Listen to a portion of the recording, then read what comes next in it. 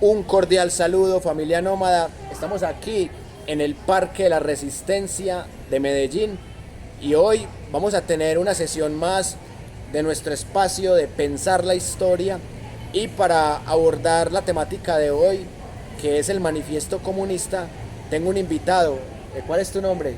Mi nombre es Felipe, un saludo pues a todos los que nos escuchan y bueno. Felipe, bienvenido. Y la idea es hablar de manera sintética de algunos conceptos muy importantes en los 4 capítulos del Manifiesto Comunista, una obra que ha marcado una forma muy particular de pensar la historia y que todavía tiene vigencia en algunos contextos. Felipe, la primera pregunta que quiero que nos hagamos tiene que ver con la contradicción entre la burguesía y el proletariado, que es básicamente el capítulo 1. ¿Cuál es tu lectura de este primer capítulo, Felipe?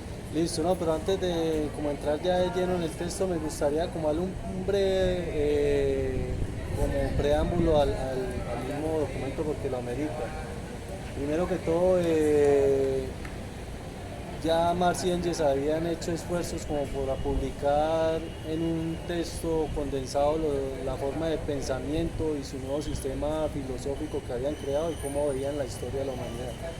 En ese sentido, Engels había escrito un libro muy corto que se llamaba Principios de Comunismo, que era algo así así incluso lo criticó Marx, era que de colegio, pregunta y respuesta, 2 párrafos, y son como 13 preguntas, pero aún así sirve para orientarse el texto. Pero consideraban que era insuficiente para dar una explicación exacta de lo que pensaban los comunistas, lo que les hacían llamar en ese tiempo comunistas. Entonces, lo que los obligó a realizar el manifiesto. El manifiesto toma esa forma y en él participan activamente tanto Marx como Federico Engels. Y recibieron la ayuda, fue un trabajo colectivo, recibieron la ayuda igualmente de la esposa de Marx a través de consejos, sus hijas, en la redacción del documento, en el estilo, la forma.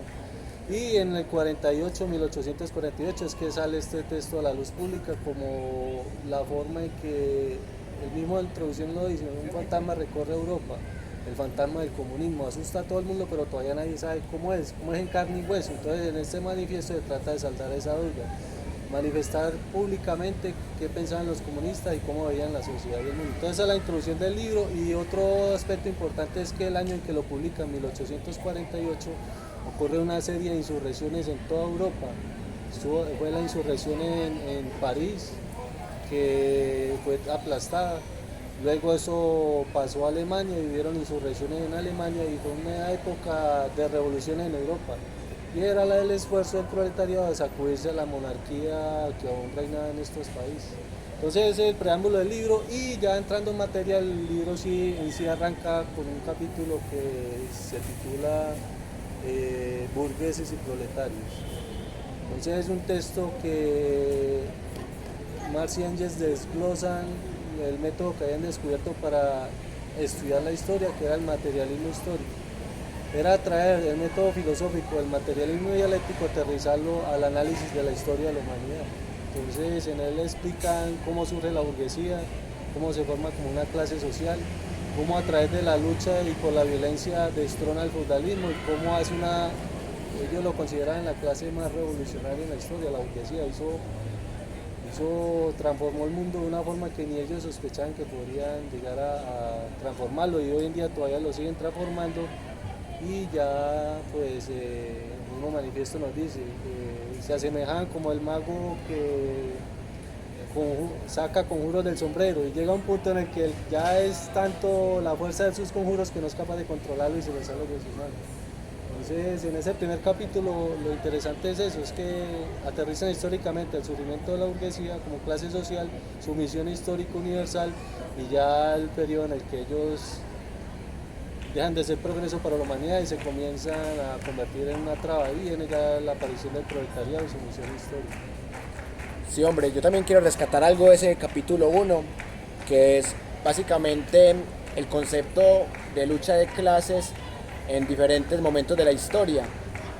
particularmente la época de amos y esclavos, la época de patricios y plebeyos en Roma, la época de los señores feudales y de los siervos, y ya la nueva disyuntiva que es la nueva clase dominante que es la burguesía y la clase que podría surgir como clase organizada, como el proletariado, que es la clase obrera. Y es bien interesante este capítulo porque nos habla de lo que pasó y también nos plantea la posibilidad de una organización política, y en ese sentido quiero que también hablemos de un concepto que se repite en el capítulo 2, que es el concepto de proletarios, pero ya en relación con los comunistas, que es bien importante mirar cómo se empiezan a establecer estas relaciones entre unos y otros. Listo, vale. Una cuñita que se me pasó. Los prólogos que tiene el manifiesto, que son como 3 o 4, son muy interesantes pues porque nos aterrizan el contexto histórico de cómo ha evolucionado el manifiesto, qué cosas ya no son vigentes, qué cosas ya se superaron en el mismo desarrollo del movimiento. Y hay una frase muy buena que colocaron en una de estos prólogos, y dice lo siguiente: sin embargo, el manifiesto es un documento histórico que no tenemos derecho a modificar. Una edición posterior quizás sea precedida de una introducción que pueda llenar la laguna entre 1847 y hoy. Mejor dicho, ellos se pensaban en ese documento que fue escrito para ese tiempo, pero en líneas generales conservaba rasgos que aún si lo aterrizamos hoy en día son aplicables, o sea, leyes generales que aún siguen rigiendo. En ese sentido, a la pregunta que me hace es de burgueses y proletarios, Marx, cuando analiza la historia de la sociedad humana, concluye: en la esclavitud había multitud de clases, las principales eran amo y esclavo, pero existían los patricios, los plebeyos, y igual en el feudalismo, el siervo, el señor feudal, el vasallo, el artesano, el comerciante. Pero la nueva época que instaura la burguesía se caracteriza por tratar de diferenciar la humanidad en 2 campos, y es la burguesía y el proletariado. Hoy en día pues es más que palpable eso, y sobre todo también en el manifiesto se decía, tanto el trabajo intelectual tiende como a aplicar ese matiz. Y lo vemos en la forma de remuneración. Ya los profesionales, su remuneración se trata como de acercar mucho a un salario mínimo. Es esa distinción que ha hecho el sistema. Y las relaciones capitalistas de producción, al interés al contado, así tan. O sea, las viejas relaciones feudales de cordialidad, de caballerosidad, al traste, ya es todo el interés contado. Entonces esas nuevas relaciones las vemos hoy en día, a pesar de que hay muchos que inclusive dicen comunistas, dicen la clase obrera está desapareciendo. Y es una cosa que se rasgan las vestiduras con esa sentencia, ¿no? La clase obrera está desapareciendo, ya no es obrero. Y la realidad es que muestra que se está cumpliendo lo que predijo Marx, que la burguesía va a agrupar a la humanidad en 2 terrenos, los burgueses y los proletarios. Y lo hemos visto con multitud de ejemplos recientemente, con estos grandes levantamientos populares por todo el mundo. La gente no se levanta por tierra o reivindicaciones de índole precapitalista, sino por reivindicaciones de tinte más capitalista, en que vivimos en una sociedad donde decide salario, educación, vivienda digna, reivindicaciones de proletarios. Sí, hombre, en ese tipo de reivindicaciones también hay que resaltar la organización de las nuevas sociedades y un concepto muy polémico que se ha llamado la dictadura del proletariado, que se intentó hacer, al menos desde las formas de lucha armada en la Unión Soviética, en China, en Cuba. Y esa revolución del proletariado tiene que ver con un concepto que más adelante vamos a profundizar, que son los medios de producción que están concentrados en manos de privados en el capitalismo, y la idea es que a través del Estado esos medios de producción como la tierra, el capital, el trabajo, la tecnología, el conocimiento llegan a manos del pueblo y que sea el Estado el que garantice que esos medios de producción lleguen a manos del pueblo.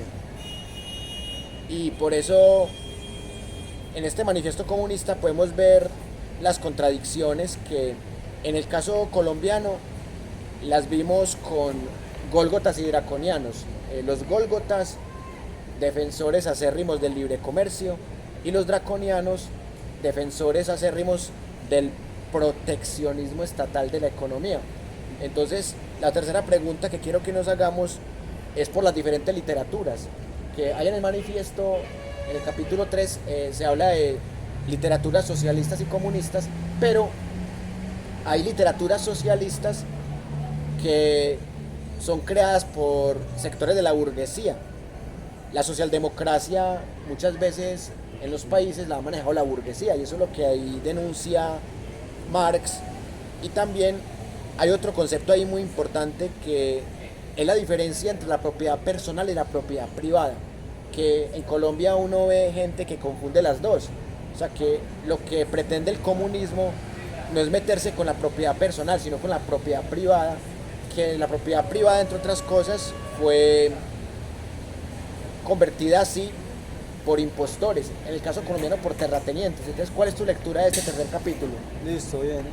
Yo recuerdo cuando comencé aún más joven leyendo el manifiesto, por ejemplo, por el primer tipo de literatura que arranca, el socialismo racionario, el socialismo feudal. Entonces me preguntaba cómo va a existir un socialismo feudal. Y lo dejaba como ahí y se continuaba la lectura. Un día tuve la oportunidad de leer un libro que se llama La montaña mágica de Thomas Mann, un alemán brillante, incluso fue premio Nobel de literatura. Incluso los nazis quemaron sus libros cuando hicieron esas quemas, que quema de libros, quemaban libros marxistas y de intelectuales alemanes. Y en ese libro había un personaje que era de esa corriente, el socialismo feudal. Y es una corriente que me imagino que pegó solo en Europa en un momento determinado, y era como los feudales en revancha contra los burgueses porque los destronaron, trataban como de ganar, hacer ese desquite, echar la rueda de la historia hacia atrás, pero no lo podían hacer tan abiertamente, entonces le metían su toque de reivindicaciones obreras, pues porque los obreros eran la fuerza más fuerte en Europa. Entonces ahí fue que escuché por primera vez y lo oí en carne propia en el libro de Thomas Mann sobre el socialismo feudal. Y hay muchos incluso que son aplicables hoy en día, del socialismo pequeño burgués. Es increíble esa explicación que dan del socialismo pequeño burgués, que tratan de establecer la pequeña burguesía. Es ese sector que oscila entre el proletariado y la burguesía. Las crisis lo arrojan al proletariado. Y son muy radicales cuando hay momentos de crisis y se van a las últimas consecuencias, pero cuando la lucha es de largo aliento, pueden entregar rápido las banderas y se van ya a negociar, a conciliar con la burguesía. En momentos de auge económico también tienden a relajar la lucha. Pero ellos también tienen su visión de socialismo, y eso más que todo lo podemos ver en la experiencia de los 60, 70 del siglo pasado. En muchos países, incluso aquí en Latinoamérica, podemos decir socialismo pequeño burgués, las FARC, el ELN, todos esos grupos que no acogían las banderas del proletariado como de vamos a hacer un socialismo que acabe con las clases sociales, sino pretendían hacer una reforma del viejo sistema, hacer reformas agrarias, pero conservar las relaciones de producción, de explotación del hombre por el hombre, como que hasta el momento intactas, hacerle algunas mejoras. Entonces, en ese sentido, la discusión de literatura, también la literatura se manifiesta la lucha de clases. Entonces, entre las distintas corrientes de las clases dominantes en Colombia se veía eso, como vos mencionaste, esas dos versiones. Entonces, algunos decían una cosa y el otro decían otra. Eso tenía que ver era con las necesidades materiales que tenían esas clases sociales. Como su posición de vista, los burgueses eran más del libre, que el Estado no interviniera en las relaciones comerciales, y los más reaccionarios, los terratenientes, a que no, un Estado absolutista, el monstruo de Thomas Hobbes. Eso era lo que aspiraban.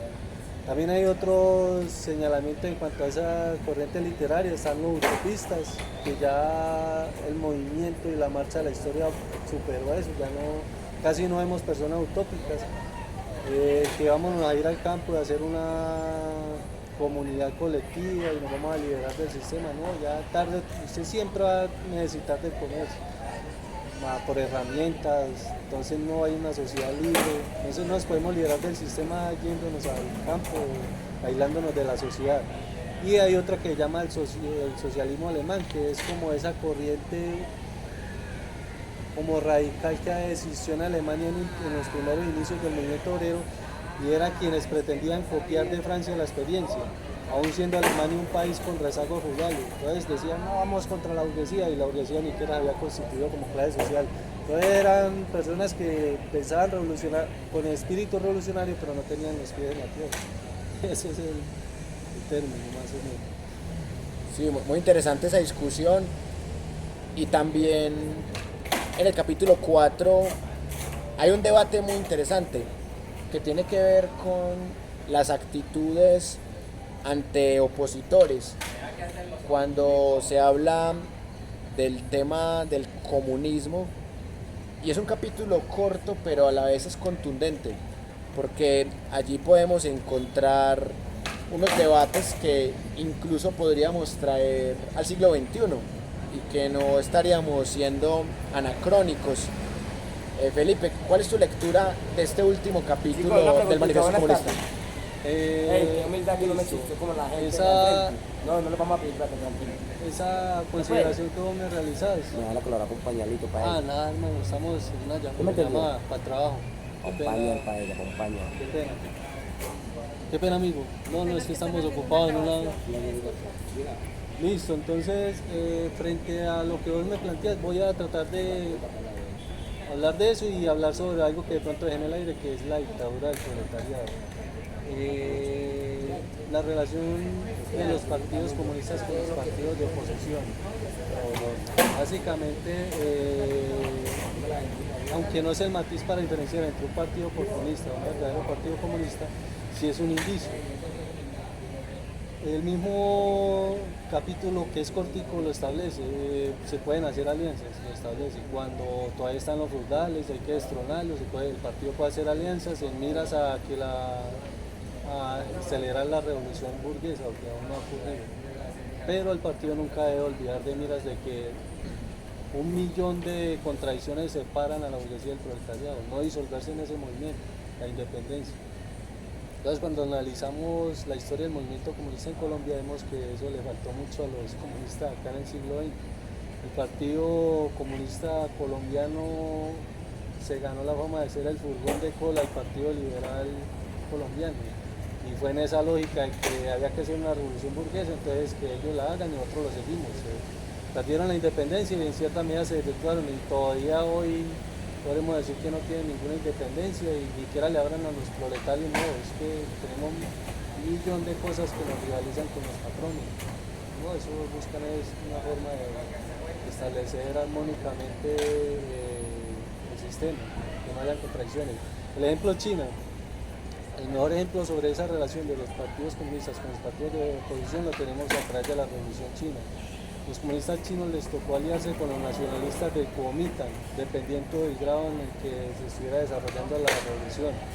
En unos momentos estaban aliados, en otros estaban enemistados y en guerra civil. Y eso decía era la intervención militar extranjera, ¿o no? Cuando Japón invade China, precisamente el partido hace una alianza con el Kuomintang y pelean los dos contra el invasor. Pero tan pronto como derrotan al invasor, de una vez ahí mismo, ¿no? Ya las contradicciones entre nosotros dos, ¿cómo la vamos a resolver? Vomitan, no, vamos a dar un golpe de estado, entonces comenzaron las contradicciones y la guerra civil nuevamente. Y es cuando el partido llega al poder. Sí, hombre, Felipe. Y también hay una pregunta que uno podría hacerse a partir del libro en su totalidad, porque podemos mirar el gran debate que hay todavía por las formas de lucha.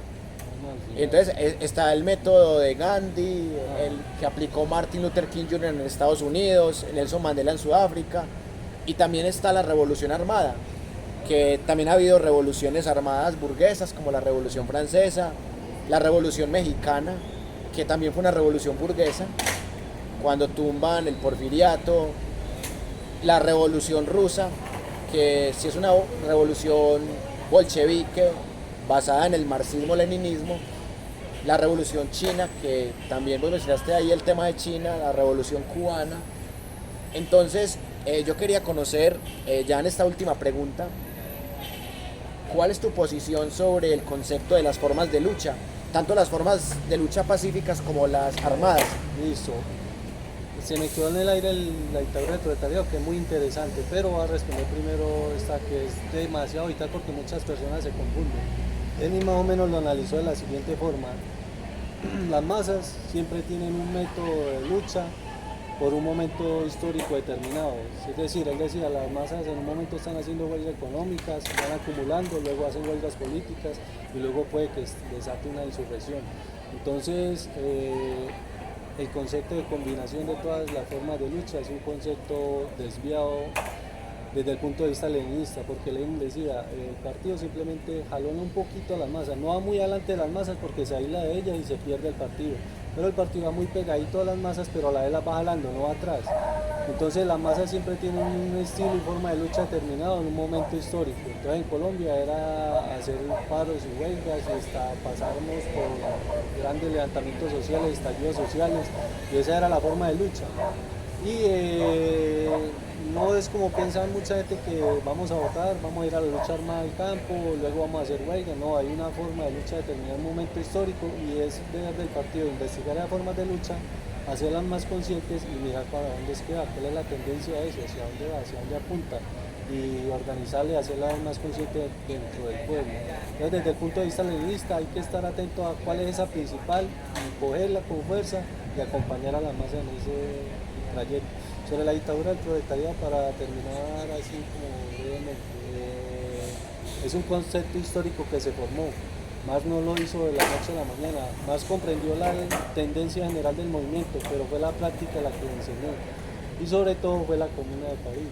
La Comuna de París fue la que le enseñó que era la dictadura del proletariado. Entonces, ahí fue el que comprendió que era una necesidad histórica, más que un capricho individual o una decisión política, era una necesidad histórica.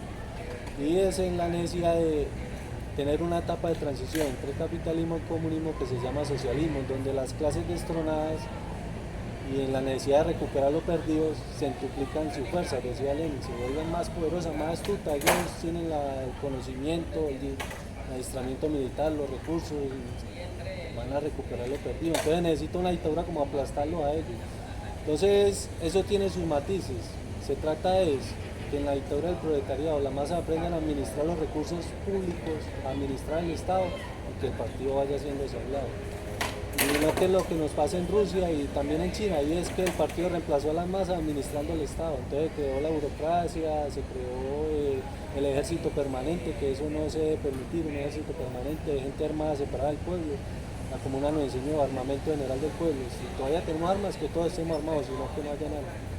Entonces esas son las lecciones, un concepto histórico que descubrió Marx, lo hizo más consciente y lo generalizó dentro del movimiento.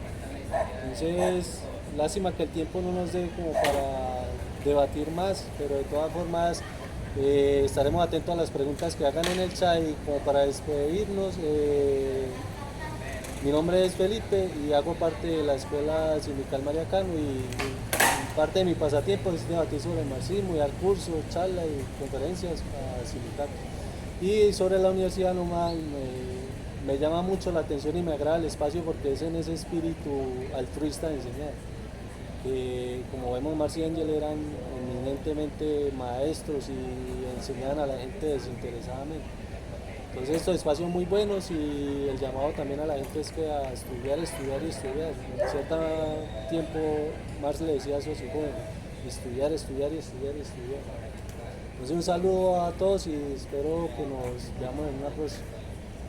Felipe, muchas gracias. Sí, la idea de hoy era hacer algo introductorio, así que esto lo podemos volver un curso y también más adelante, cuando ya avancemos un poco con el manifiesto, nos vamos a meter en el tomo 1 del Capital, que ese tomo sí nos daría para gran parte de la vida. Es un tomo muy completo, muy complejo. Entonces, lo de hoy era invitar a la familia nómada a que nos preguntemos qué es la burguesía, cómo se monta la burguesía al poder, cómo nace el proletariado, cómo nace el Partido Comunista en Colombia y en diferentes países, las diferencias entre socialismo y comunismo, que mucha gente no la sabe, también un poco de la literatura que se ha escrito en los últimos años sobre estos temas y lo más importante, cómo aplicar estos conceptos a las realidades sociopolíticas y económicas que estamos viviendo en el mundo.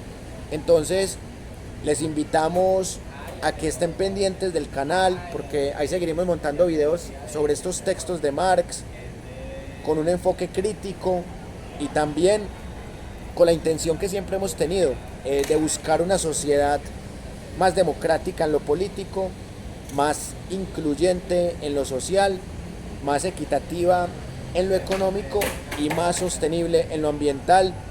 Les deseamos un feliz resto de día y nos veremos muy pronto con más profundización de estos conceptos. Hombre Felipe, un abrazo y nos vemos muy pronto. Vale, hasta luego. Hasta pronto.